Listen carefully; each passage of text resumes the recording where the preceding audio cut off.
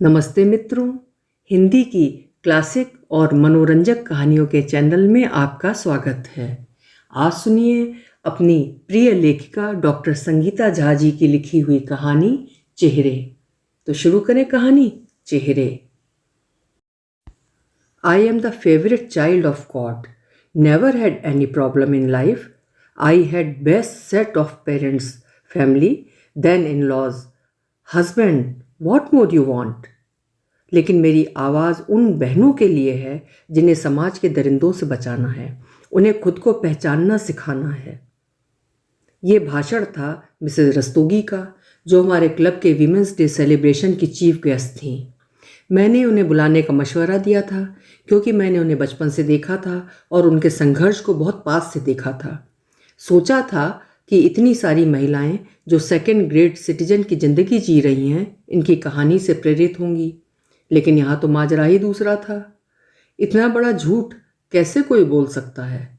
समझ ही नहीं आ रहा, कोई इतना बड़ा झूठ कैसे बोल सकता है, वो भी वहाँ जहाँ प्रधानमंत्री खुद अपनी किशोरावस्था में चाय बेचने की बात करते हैं।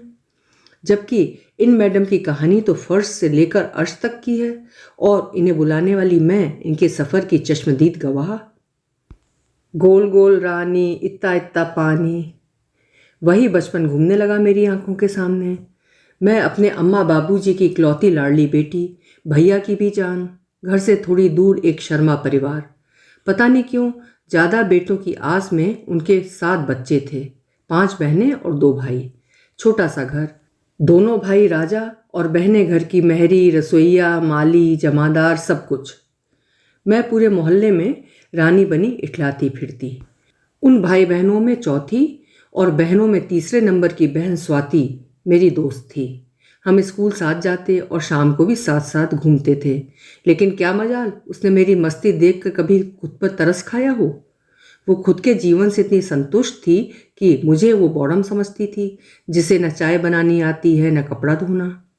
हर संडे वो घर से थोड़ी दूर गोबर भी चुनने जाती, जिससे वो न केवल अपना आंगन लीपती बल्कि कुछ उपले और गोबर और कोयले का चूरा मिला लड्डू भी बना लेती थी। उसके साथ उसके लिए मैं भी दौड़ दौड़ कर गोबर उसके लिए इकट्ठा करती। क्या मजाल वो धन्यवाद दे, बल्कि नसीहत देती कि मैं कितनी फूहड़ हूँ और अपने पूरे कपड़े गंदे कर रही हूँ। मैं उसके ही घर के बगीचे वाले नल में खुद को साफ कर घर जाती और वहाँ सबकी डांट खाती। भाई ने बचपन में मेरा नाम गोबराइन और जब अचार महकता अचराइन रखे थे। जहाँ 9वीं कक्षा में आने के बाद सबके सपने डॉक्टर और इंजीनियर बनने का था, वहीं स्वाति ने अंगूर खट्टे हैं नहीं बल्कि हमें अंगूर नहीं खाना है वाला एटीट्यूड अपनाकर जोर शोर से घोषित किया कि दुनिया का सबसे नोबल प्रोफेशन टीचरशिप है और वो एक सफल उदाहरणीय शिक्षिका बनना चाहती है।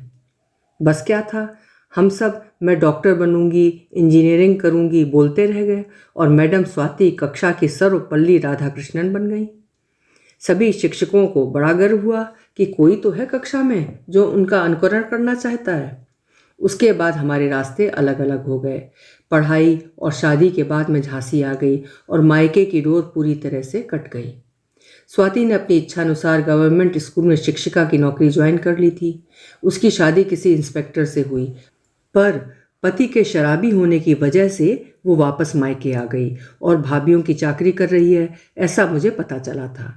मैंने और पति ने अपनी लगी लगाई मल्टीनेशनल कंपनी की नौकरी छोड़कर पति के शहर में अपना एनजीओ शुरू किया था और हमारा मकसद औरतों की हक की लड़ाई का था। हमें सरकारी और निजी संस्थानों से भी काफ़ी ग्रांट मिलती थी और हमने स्त्रियों को आत्मनिर्भर करने के लिए कई तरह के स्कूल, मसलन सिलाई कढ़ाई से लेकर नर्सिंग और फिजियोथेरेपी के कॉलेज भी खोल रखे थे। उन महिलाओं की हौसला अफजाई के लिए हम समय समय पर प्रगतिशील और अपने क्षेत्र के दिग्गज महिलाओं को बुलाकर छोटे छोटे प्रोग्राम किया करते थे। सबकी ज़िंदगी की एक जैसी कहानी होती थी जिसमें उनकी ज़िंदगी के टर्निंग पॉइंट हुआ करते थे। मसलन कपड़ा उद्योग मंत्री स्मृति ईरानी ने बताया कि वो एक समय में होटल में वेट्रेस का काम भी करती थीं। ऐसे ही हर सफल महिला की कुछ ना कुछ दिल को छू लेने वाली स्टोरी थी। मिसेज रस्तोगी भी मुझे ऐसे ही ग्वालियर सिंधिया कॉलेज के एक फंक्शन में मिली। मैं तुरंत पहचान गई और जाकर उससे मिली। हेलो, पहचाना? स्वाति? हाँ, देखा देखा सा लग रहा है। मैं, अरे मैं तुम्हारी क्लासमेट सहेली शिखा शेखर की छोटी बहन। इतना बताने के बाद भी वो उत्साहित नहीं हुई। तभी उसे किसी ने बुला लिया और वो वहाँ गई और वहाँ से ही चुपचाप खिसक ली। मेरे सेक्रेटरी ने पता कर मुझे बताया वो सिंधिया राजघराने की बहुत करीबी मिसेज रस्तोगी हैं। नाम है मिसेज देवप्रिया रस्तोगी। मैं हैरान परेशान सारी रात बस बचपन में घूमती रही, गोल गोल रानी, इत्ता इत्ता पानी, तो कभी हरा समुंदर गोपी चंदर। क्या एक ही चेहरे के दो लोग, स्वाति और देवप्रिया? ना ये स्वाति ही है मेरे बचपन की सखी। मैंने घर आकर पति से भी चर्चा की। पति तो शायद दूसरी मिट्टी के बने थे। कहने लगे, are you mad? She is not want to talk about her past. तुम्हें क्या मिर्ची लगी है? छोड़ो। और हाँ, वो हमें अच्छा खासा डोनेशन भी देने वाले हैं नर्सिंग कॉलेज के लिए। सो प्लीज़ ऐसा कुछ ना करना कि बना बनाया काम बिगड़ जाए।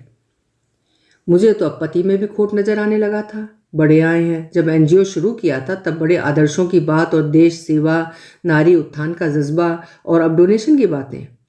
शायद ये पतिश्री का दूसरा चेहरा था। उसके बाद मिसेज रस्तोगी से कई बार मुलाकात हुई। अब वो मिसेज रस्तोगी ही बनी रही और मैं भी उनके लिए मिसेज धनराज थी। मैंने कई बार कोशिश की वो अपना ये नया मुखौटा हटाएं और मेरी स्वाति बने, पर शायद वो कभी हार मानना जानती ही नहीं थी। कल की सर्वपल्ली राधाकृष्णन आज अंबानी बनी हुई थी। मैं भी कहाँ हार मानने वाली थी। मैंने भी उसका असली चेहरा देखने की ठान ली थी। पता नहीं बचपन से ऐसा जिद्दी दिल पाया था कि अब वो जब तक अपनी ना कर ले मानता ही नहीं। एक दिन चुपचाप सुबह सुबह बिना अपॉइंटमेंट लिए उसकी विशालकाय कोठी में जा धमकी। बाहर खड़े गार्ड से पूछा, मिसेज रस्तोगी हैं?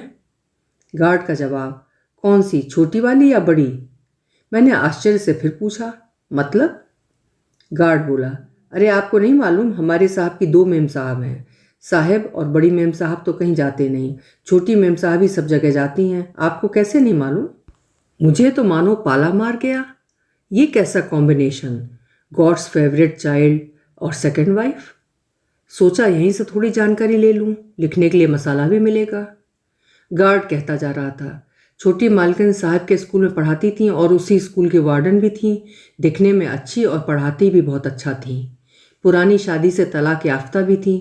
पहले हमारे साहब से दोस्ती हुई, फिर दोस्ती प्यार में बदल गई। बड़ी मालकिन बहुत अच्छी हैं, पर वो बेबस हो गईं। छोटी मैडम से शादी करने के लिए साहब ने पेपर पर धर्म परिवर्तन कर ठीक धर्मेंद्र जी की तरह अपना नाम याकूब और मैडम का नाम रेहाना कर दिया। शादी तो चुपचाप हुई, लेकिन रिसेप्शन शानदार था।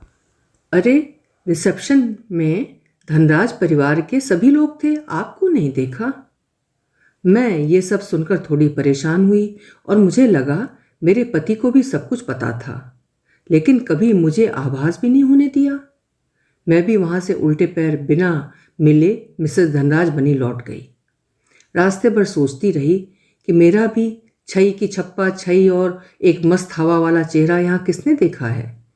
मैंने भी तो मिसेस धनराज का मास्क लगाया है, बचपन की तरह हाथ से चाट चाट कर ना अचार खाया है और ना ही अपनी वो सो कॉल्ड ब्रांडेड साड़ी से हाथ पोंछा है।